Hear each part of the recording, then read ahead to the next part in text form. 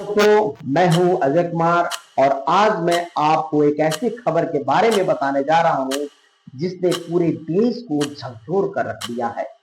जी हां, यह दिन हमेशा याद रहेगा। 12 जून सन 2025 दिन गुरुवार, समय दोपहर करीब 1:39। अहमदाबाद के सरदार वल्लभ भाई पटेल इंटरनेशनल एयरपोर्ट से उड़ान भरती है एयर इंडिया फ्लाइट A/171 जो लंदन के लिए रवाना हो रही थी।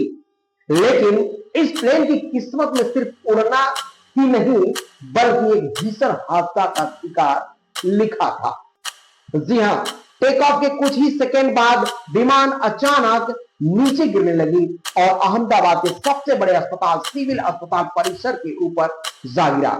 देखते ही देखते विमान और आसपास की इमारतों में भीषण आग लग गया। यह हादसा इतना खतरनाक था कि विमान के 241 लोगों की मौके पर ही मौत हो गई, जिसमें 230 यात्री और 11 क्रू मेंबर शामिल थे। अभी तक की जानकारी के मुताबिक यह भारत के इतिहास का सबसे बड़ा सिंगल प्लेन क्रैश है। इस विमान में गुजरात के पूर्व मुख्यमंत्री विजय रूपाणी भी सवार थे। अफसोस इस बात की है कि उनका भी इस हादसे में निधन हो गया।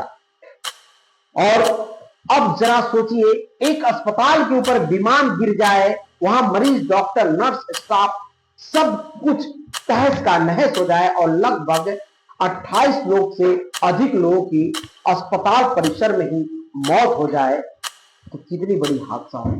लेकिन इस पूरे हादसे में एक चमत्कारिक घटना भी सामने आई है। जी आपको बता दें, विश्वास कुमार रमेश, जिनकी उम्र लगभग 26 वर्ष है और फ्लाइट में सीट नंबर 111A पर बैठे थे। जब विमान नीचे गिरने लगा तो किसी तरह से वह सीट के साथ फर्श पर अटक गए और आग की चपेट से बच गए।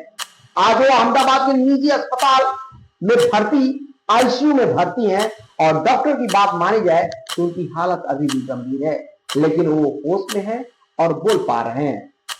अब बात करते हैं हादसे की वजह। जब भी बड़े घटने होते हैं तो हादसे की वजह सभी लोग जानना चाहते हैं। तो सुने हादसे की वजह क्या हो सकती है।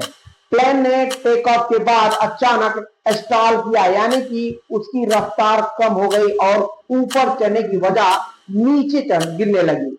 जहां जांच एजेंसी ने बताया कि पायलट ने टेकअप के तुरंत बाद माइडे यानी कि माइडे सिग्नल भेजा, जिसका मतलब होता है कि हम आपात स्थिति में और मदद की जरूरत है। ब्लैक बॉक्स यानी कि फ्लाइट रिकॉर्ड, वॉइस रिकॉर्ड दोनों मिल चुके हैं, जिसमें जांच के लिए भेज दिया गया है, जिसमें भारत की डीजीसीए, अमेरिका की एनटीएसबी, ब्रिटेन की एजेंसी और व्यू सब मिलकर राष्ट्र लेवल की जांच हो रही है। अब बात करते हैं राहत और सहायता कहां कहां से मिल रही है। तो जी हां, टाटा ग्रुप जो एक एयर इंडिया का मालिक है, जी हां, टाटा ग्रुप जो एयर इंडिया के मालिक है, उन्होंने ऐलान किया कि हर मृतक परिवार को 1 करोड़ रुपए की सहायता राशि दी जाएगी और साथ में जितने भी लोग घायल हुए हैं उनका इलाज टाटा ग्रुप कराएगी। जी हां, प्रधान नरेंद्र मोदी जी ने ट्वीट किया कि हमें इस हादसे का गहरा शोक है और मृतकों के लिए सच्ची श्रद्धांजलि है। सरकार ने हाई लेवल की जांच का आदेश दिया है। ब्रिटेन के प्रधानमंत्री और किंग चार्ल्स तृतीय ने भी भारत को संवेदना प्रकट की है।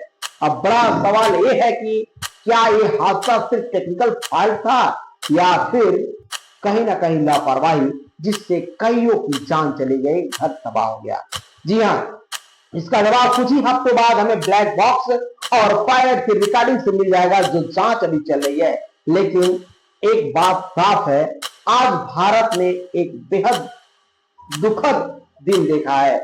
ऐसा दिन जिसने कभी भुलाया नहीं जा सकता है, जो सभी को झकझोर कर रखा है। जी हाँ, 12 जून सन 2025 जो सभी के जहन में रहेगा, जिनके घरों में चिल्कारियां सुनने को मिल रही है। कहीं ना कहीं किसी के पिताजी चले गए तो किसी के भाई चले गए तो किसी के माता चली गई। सभी लोग आज